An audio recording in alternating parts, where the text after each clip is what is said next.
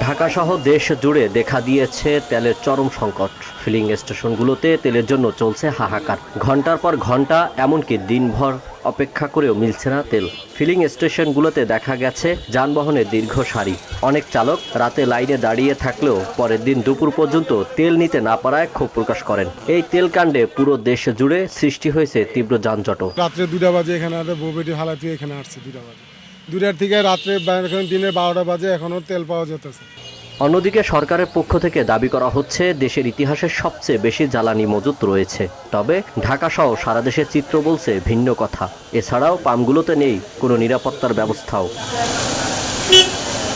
মজুত আর সিন্ডিকেটের কবলে তেল বাজার, এমনটাই বললেন যানবাহন চালকরা। এখানে অবশ্যই সিন্ডিকেট কাজ করছে, কিন্তু সরকার তেলের দাম বৃদ্ধি করতেছে না। এটা প্লাস পয়েন্ট আছে, আদার দিক কিন্তু ভালো না। আমরা তো পাম্পে আসি তেল নেওয়ার জন্য, এখন 5-7 ঘন্টা সিরিয়ালের নিচে পাওয়া যায় না, তারপরও আমাদের দেয় 5 লিটার। 12টা পর্যন্ত আমরা এই পর্যন্ত আসলাম, সকাল 6টা থেকে। মানে কি বলবো আর। তেল সংগ্রহে পাম্পে প্রভাবশালীদের হস্তক্ষেপের কথা জানিয়ে পাম্পের শ্রমিকরা বলেন, সংকটের চেয়ে মানুষের অরাজকতা বেশি। আমাদের অল টাইম নিরাপত্তা দেওয়া দরকার সরকারের থেকে।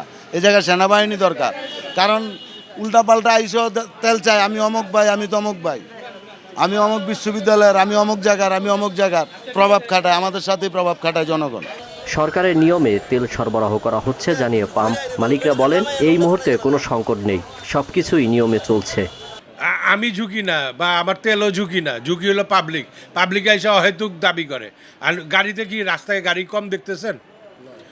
রাস্তায় তো গাড়ি প্রচুর আছে, তাদের অভাব আছে? কেউ বুঝবে যে আমাদের অভাব আছে? তো আমরা অভাবটা কে করতেছে?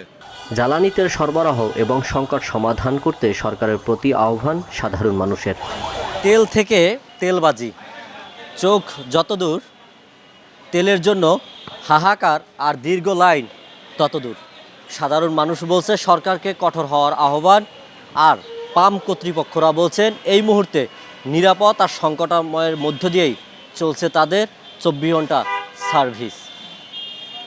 সাধারণ মানুষ বলছেন সিন্ডিকেটের কবলে পুরো দেশ। রাজধানী নিউ মার্কেট থেকে আল আমিন এম তাওহিদ, ভিওডি বাংলা, ঢাকা।